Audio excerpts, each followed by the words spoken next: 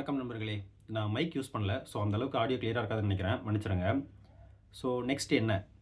அதாவது இன்றைக்கி தான் என்ன ஃபஸ்ட் டைம் பார்க்குறீங்கன்னா ஒரு குட்டி இன்ட்ரோ. என் பேர் அனீஷ்.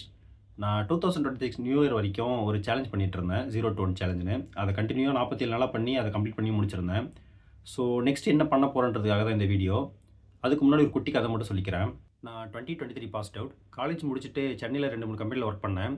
அப்புறம் அசோக் லைலாண்டில் 1 இயராக ஒர்க் பண்ணிகிட்டு இருந்தேன். அப்படியே சென்னையிலேயே வேறு கம்பெனி ட்ரை பண்ணுறதுனாக்கா எனக்குன்னு இப்போதைக்கு ஒரு பொசிஷன் இருந்திருக்கும். பட் நம்ம சொல்லி தான் சும்மா இருக்காதே. எனக்கு சின்ன வயசுலேருந்து ஆண்டர்ப்ரனர் ஆகணுன்றது ஆசை நண்பர்களே.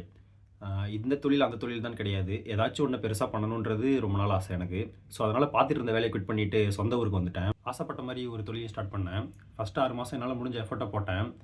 பிஸ்னஸ் அந்தளவுக்கு ப்ராஃபிட் இல்லைனாலும் கொஞ்சம் கொஞ்சமாக சர்க்கிள் பெருசாகிட்டு தான் இருந்துச்சு. பட் 6 மாதத்துக்கு முன்னாடி நடந்த ஒரு நிகழ்வால் பிஸ்னஸை மொத்தமாக ட்ராப் பண்ணிட்டேன்.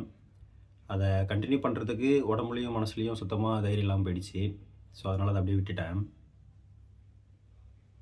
ஓகே, இனிமேல் என்ன தம்பி பண்ண போகிறேன்னு கேட்டிங்கன்னா கேலிஸ்தனிக்ஸ் கற்றுக்கலான் இருக்கேன்.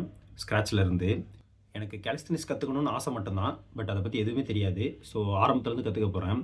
உங்களுக்கு இன்ட்ரெஸ்ட் இருந்தால் ஃபாலோ பண்ணி வச்சுக்கோங்க, சேர்ந்து கற்றுக்கலாம். அப்புறம் ரன்னிங் ரெகுலராக பண்ணலான்னு இருக்கேன். நான் 0 to 1 சேலஞ்சுக்காக தான் ரன்னிங்கே லைஃப்பில் ஃபஸ்ட் டைமாக பண்ணேன். பட் இப்போ எனக்கு அது ரொம்ப பிடிச்ச ஒன்றா மாறிடுச்சு. ஸோ அதனால் ரன்னிங்குமே ரெகுலராக பண்ணலான்னு இருக்கேன். அப்புறம் கடைசியாக சோத்துக்காகவும் சேர்த்து கஷ்டப்படலான்னு இருக்கேன். அதாவது பாதியில் விட்ட தொழிலை திரும்பவும் ஆரம்பிக்கலான்னு இருக்கேன்.